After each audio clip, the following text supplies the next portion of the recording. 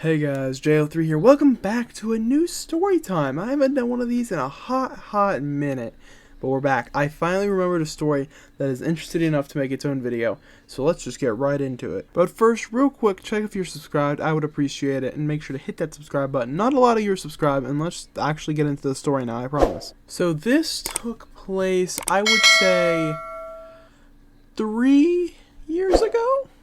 I believe summer 2018. I might be wrong. It was either summer 2018 or summer 2019. I believe summer 2018. So, without getting into big details, I was with my dad because he legally could, he had visitation 2 times a week. So we decided to go to a place, he decided to go to a place, in our neighboring state of Ohio, because of course I live in West Virginia. Without saying any more, that's public knowledge, so I'm not afraid to say that again. So we went to this place, and it was pretty hot. It was like middle of summer. It was like July, hottest time of the year. And I had brought like a single like root beer or something. Mind you, to explain a bit further, these are like caves. You might actually know it if you've been there. You may already understand. And they go on for a while. Most people, when they go there, either dress light and bring water, or they do that to the extreme and bring like an entire tub of water. I brought a root beer, and it was dressed just like normally, not like heavily, but me and my dad started walking. I felt fine this entire time, by the way. He brought like a little machine to test heartbeat. I don't know how actually, effective it is and how accurate it is.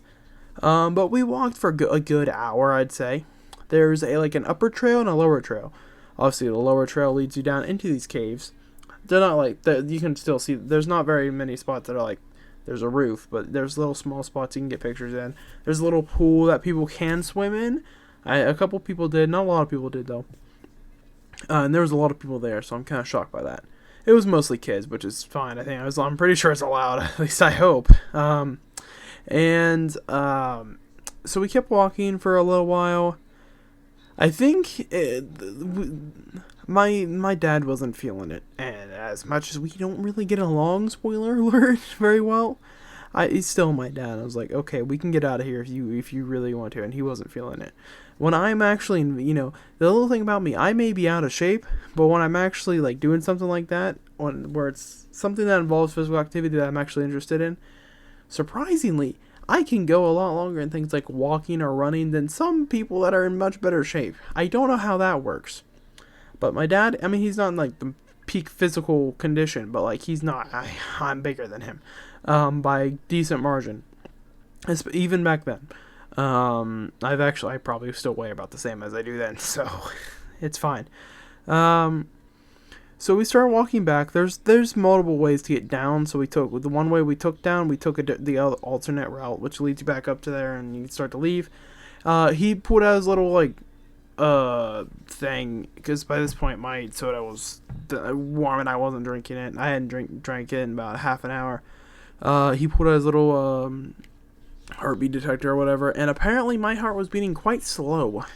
He was a bit concerned. We left as quick as possible. He called my grandma, who's my legal guardian. I think at that time there was still a bit of a legal situation, without going into much details. I don't think, unless it was summer 2019, then she would have already been my legal guardian. I do not remember, once again. Either way, it doesn't change the situation at all. So we drive back to the hometown. I go straight to the hospital because there he's not sure what's happening. I feel perfectly fine once again, but they put me in a wheelchair. I don't know why. I guess that's just code, I guess, for that, because it's not the ER. It was a different part of the hospital. I don't remember, but they took me back. They did some. They took a sample of blood. Found out I was apparently dehydrated. So that's fun. So they did an IV, then they did one on my other arm. Then the first person missed my vein, or didn't get where they were supposed to or something. So I had to do this first IV over again in my left arm, because they did my left arm, then my right arm, then they had to redo the left arm one.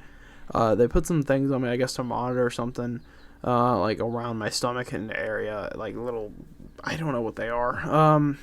and then they basically used IVs to deal with the dehydration. I was probably in the hospital for about 3 or 4 hours.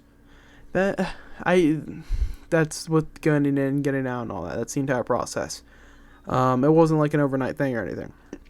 I was fine. But that was a fun scare. Definitely.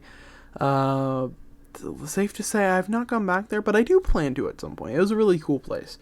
I don't think it would dox me because it's still like 2 hours away, and it's in Ohio. Most people probably already know what it is if they searched up caves in Ohio. It's probably one of the big first results.